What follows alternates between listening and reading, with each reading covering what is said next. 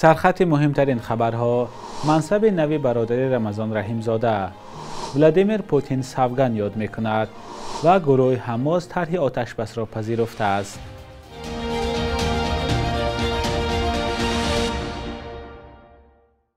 درود بینندگان عزیز، ساعت در دوشنبه 10 است و من مولا رجب یوسفی با آخرین خبرها در خدمت شما هستم. امروز 7 می سال 2024 است. رحمان علی رحیمزاده برادر رمضان رحیمزاده وزیر کارهای داخلی تاجیکستان معاون اول رئیس آژانس مبارزه با مواد مخدر تعیین شد. فرمان رئیس جمهوری در این باره روز 6 می برآمد. رحمان علی رحیمزاده تا این دم در مقام معاون رئیس آژانس کار میکرد. در گذشته سردار ریاست تشکیلات مبارزه با حقوق و ویرانکنی گمرکی در خدمات گمرکی تاجیکستان بود. با قرار حکومت تاجیکستان دلشاد سعیدزاده که از او پسر مراد سعیدوف محافظ امام علی رحمان نام میبرند معاون وزیر مالیه تعیین شده است و در سال 2020 عضو وکیلی مجلس وکیلان خلق دوشنبه انتخاب شده همزمان در وزارت مالیه کار میکرد. روز 6 می در چند نمایندگی تاجیکستان در خارجه و اداره‌های دیگری دولتی تغییرات کادری صورت گرفت. از جمله سفیران تاجیکستان در ژاپن، مصر، پاکستان و قطر عوض شدند. از آغاز ماه ژانویه امسال در بعضی از اداره‌های دولتی و حکومت‌های محلی در تاجیکستان تغییرات کادری جریان دارد. نمایندگان مخالفین آن را بیشتر جای عوض‌کنی کادرهای کهنه و صادق با حکومت حاضر می‌دانند. امروز 7 می مراسم سوگند یادگیری ولادیمیر پوتین به حیث پرزیدنت روسیه برگزار می شود. رسانه‌های محلی روسیه نوشتند مراسم ساعت 12 به وقت مسکو آغاز شده حدود 1 ساعت ادامه می کند. دیمیتری پسکوف سخنگوی کرمل گفته است به استثنای چند تفاوت‌های جزئی مراسم مثل چهاربینی‌های سال‌های قبلی برگزار خواهد شد. با وجود آنکه رسانه‌های روسیه از دعوت مهمانان زیاد به مراسم سوگند یادگیری پوتین خبر دادند، یک قطار کشورهای غربی این مراسم را بایکوت کردند. از جمله بریتانیای کبیر، فرانسه و ایالات متحده آمریکا گفتند هیئت‌های خود را در مراسم سوگند یادگیری پوتین شرکت نمی‌کنند. نیکول پاشینیان نخست وزیر ارمنستان هم به مراسم سوگند یادگیری ولادیمیر پوتین نمی‌آید. قبلا جوزف بورل مسئول سیاست خارجی اتحاد اروپا مقابلت خود را به شرکت نمایندگان کشورهای عضو این سازمان در مراسم قسم یادگیری پوتین بیان کرده بود. ولادیمیر پوتین از سال 1999 رئیس جمهوری روسیه است و اینک بار پنجم است که همچون رئیس جمهوری روسیه سوگند یاد می‌کند.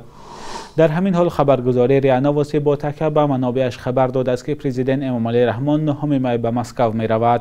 این سفر با دعوت پوتین انجام شده. هدف از آن شرکت در گذشت نظامی بخشیده به ایده غلبه است. مقامات تاجیکستان رسما در این باره خبر ندادند. روز 3 می ولادیمیر پوتین امام علی رحمان را برای شرکت در نشست غیر رسمی سران کشورهای اتحادیه دولت‌های مستقل و معرکه بخشیده به روز غلبه به شهر مسکو دعوت کرد. جزئیات بیشتری سفر هنوز معلوم نیست. صادر جاباروف پرزیدنت قرقیزستان هم 9 می به مسکو می رود. گروه فلسطینی حماس از رازیگشت برای آتشبس در نوار غزه خبر داده است. بخش جهانی BBC با تکیه به نمایندگان این گروه نوشته است اسماعیل هنیه رهبر دفتر سیاسی حماس رازیگی این گروه را در صحبت با نخست وزیر قطر و مقامداران مصر بیان داشته است. این دو کشور در گفتگوها میان اسرائیل و گروه حماس میانه هستند. تلویزیون الجزیره با تکیه به مقامات بلندپایه حماس گزارش داده است که طرحی که این گروه پذیرفت برآوردن نیروهای اسرائیل از غزه، بازگشت گریزه‌ها و تبادل اسیران با زندانیان فلسطینی را در بر می‌گیرد. در نوبت خود یک مقامدار اسرائیلی به خبرگزاری رایترز گفته است میانرف‌ها پیشنهاد نرم شده مصر را به جانب فلسطینی فرستادند، اما این مقامدار گفته است این طرح برای اسرائیل غیر قابل قبول است. جزئیات بیشتر درباره واکنش اسرائیل فعلا معلوم نیست. تلاش‌ها برای برقراری آتشبس در نوار غزه در حال زیاد می شود که مقامات اسرائیل به قسمت از فلسطینیان مقیم شهر رفح گفتند خانه‌هایشان را ترک کنند. بعضی رسانه‌ها از حمله‌های خرد اسرائیل به این شهر خبر دادند. در رفح بیش از 1 میلیون فلسطینی گریزه پناه بردند. یک وکیل پارلمان قرقیزستان پیشنهاد کرده است که برای غیرقانونی جمع کردن پول در مکتب‌ها جزا تعیین شود. در تاجیکستان هم این موضوع تقریبا در آخر یا اول سال تحصیل داغ می شود. با وجود اعلان‌های وزارت معارف درباره منع بودن جمع‌آوری پول در مکتب‌ها، ساکنان میگن این حالت‌های جای دارند. حالا نظر ساکنان در شهر باختر به این موضوع چیست؟ همراه می‌بینیم. ما اکنون مسافرم نمیدونم که برای چی میگیرن چه خیل میگیرن من نمیفهمم. ما تمام کردیم خیلی نمیدونم ما نمیدونم گرفتن شون برای چی میگیرن نمیفهمم. اگر ماهوش کوری میگیرن باید نگیرن نمیدونم خیلی همه جدا شده، همه مکتبو رو میگیرن نمیدونم برای چی من نمیفهمم. مکتب نمیخونم، کودک ندارم، زنم ندارم. نمیدونم ممکن طلب باشه چی با؟ طلبی خانم باشه ممکن. من برای که فرزند مکتب خون ندارم، نه بروی مکتب خون ندارم نمیدونم. میشه میگیرم میشه وقتی نمیگیرم من یک تو پای طرفی دانشگاه هم نمیشه طرفی دانشجو هم کم باید یادم شد.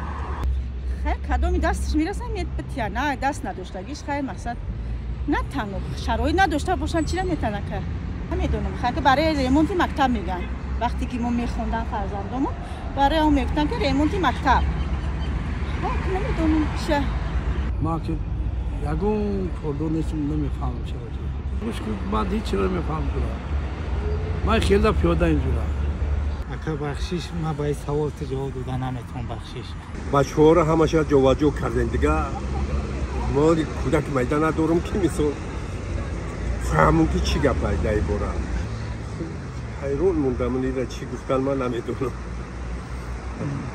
خیلی مثل هست که خمورا که مثل خمور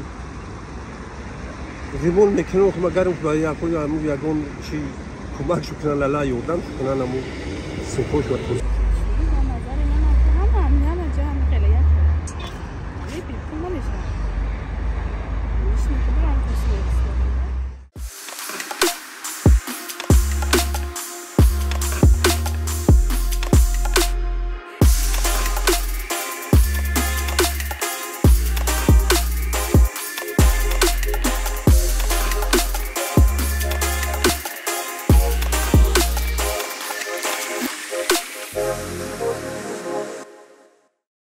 کمیته حالتهای فوق‌العاده تاجیکستان میگوید که کارمندانش در ناحیه نورآباد یک گروه سیاحان را از داخل دریا نجات دادند. در خبرنامه این نهاد آمده است صبح 5 می سیل پل را خراب کرد که ناحیه نورآباد و سنگوارا با هم میپیوست.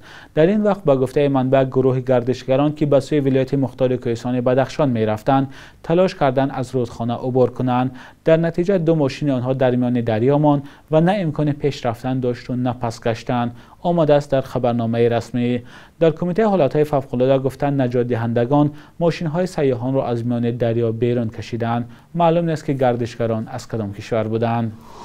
بخش یک روزی تاریخ را در تقویم خرامان و قزاده تماشا کنید که مهمترین واقعه‌های تاریخی در روز 7 می را فرا می‌گیرد.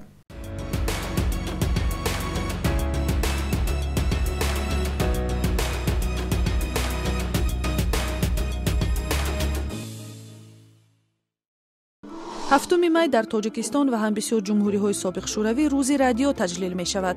در تاجیکستان هم شبکه‌های زیادی رادیوهای دولتی و مستقل عمل می‌کنند ولی اکثری رادیوهای مستقل خصوصیت تفریحی دارند. در تاجیکستان گرفتن اجازه‌نامه شروع کار یک شبکه رادیو همان مشکل باقی می‌ماند.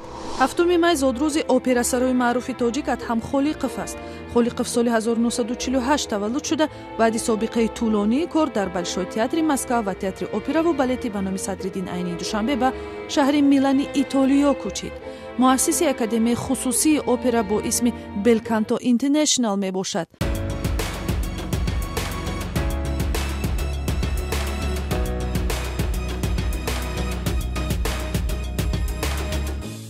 صبح امروز در بانک تجارتی تاجیکستان 1000 روبل روسیه به 119 سامانه برابر است. 100 دلار آمریکایی باشد تا 1088 سامانه ارزش دارد. قربی رسمی بانک ملی تاجیکستان برای امروز چنین تعیین شده است.